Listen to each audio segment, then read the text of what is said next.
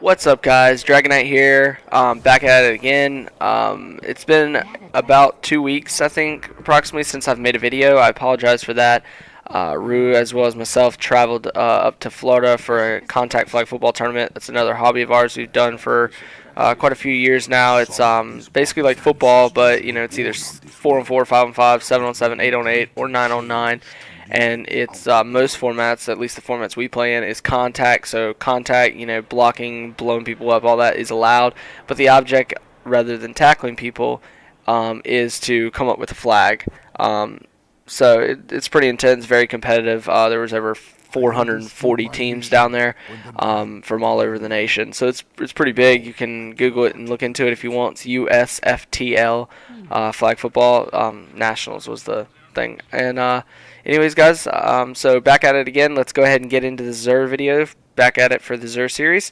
And I'll go ahead and show you my inventory and what I'm rocking with since I haven't been making videos. I have been playing still, just haven't been making videos. Played very, very little trials. I don't even think I played trials.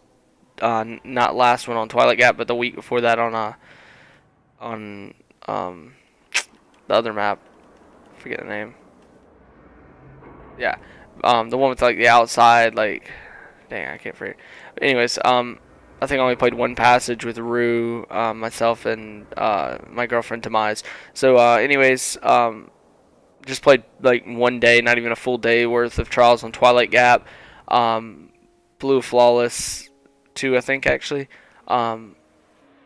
Just honestly, that it was kind of ironic because that was the first ever map that Rue and myself went flawless with a friend of ours, Jumper Jamie, and then later, like months down the road, playing with Pete, that's when we got flawless with him.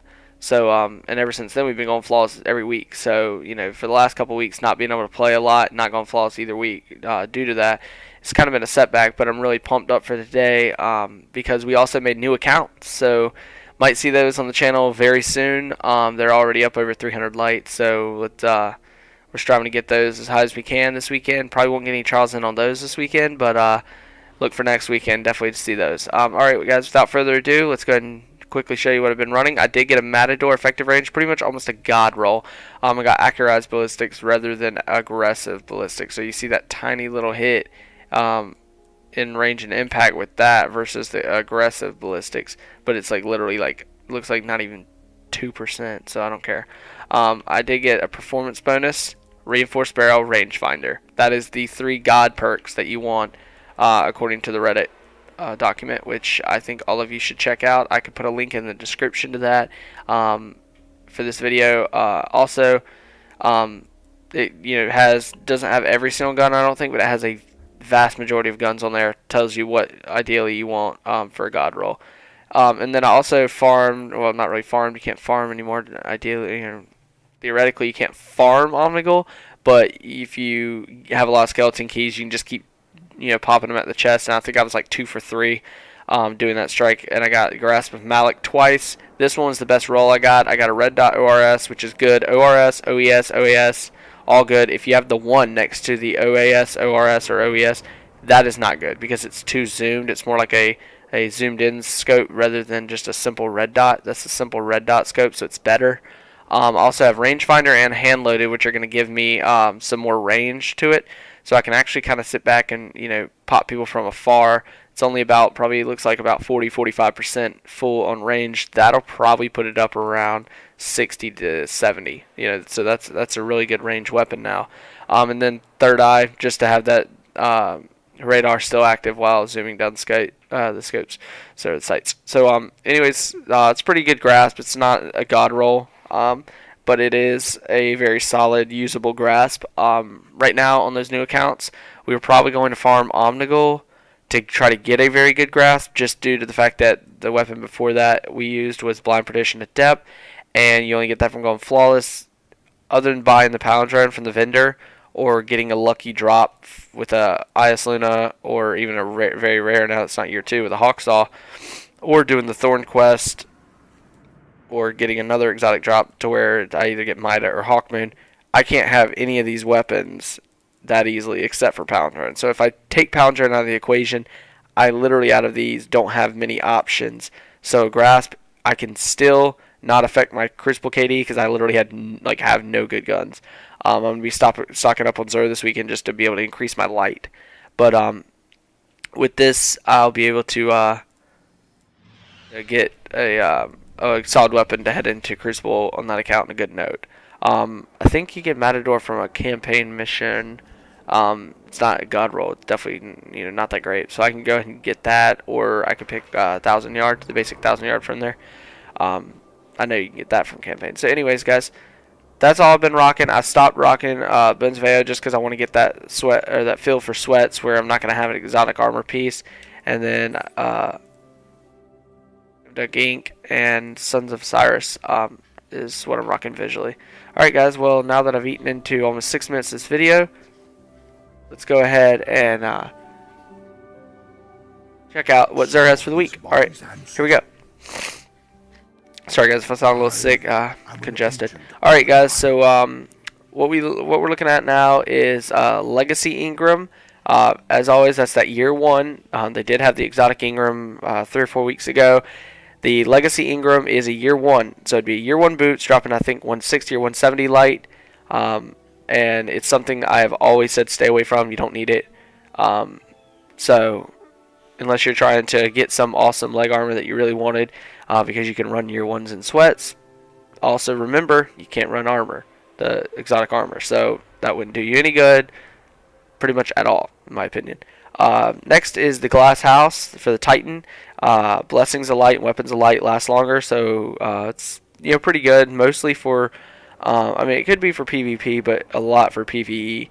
If you're trying to drop that bubble for the Weapons of Light, then you definitely, a good thing to have for PvE would be the Glass House for the Defender class. So, anyways, guys, this is a pretty good grab if you're playing some strikes and raids. So definitely go ahead and jump on that. But I say it's more PvE oriented. But could be useful for PvP as well.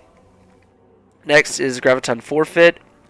Before I realized that that Bones was so good and that you couldn't use exotic armor in sweats, I would have highly suggested this.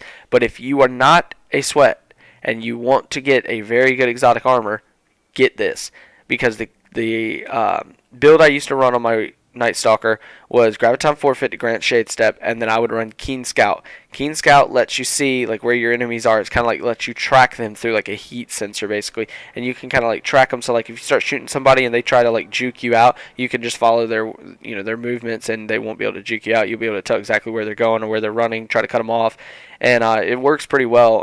It helps you track your enemies precisely and not just kind of guess and check where they're at and possibly lose them. So it's a great weapon or a great helmet, and it also enables you to use another perk in your build for the class. But if you're a sweat, stay away from it because none of these exotic armor pieces are going to be usable. So I prefer to not use them just so I don't get familiar and rely on them. Alright, next is Claws of Hamakara. It's for the Warlock, and it's gain an additional melee charge. This is amazing if you run Warlock, because no matter what Warlock, that range melee is sick. Now, with the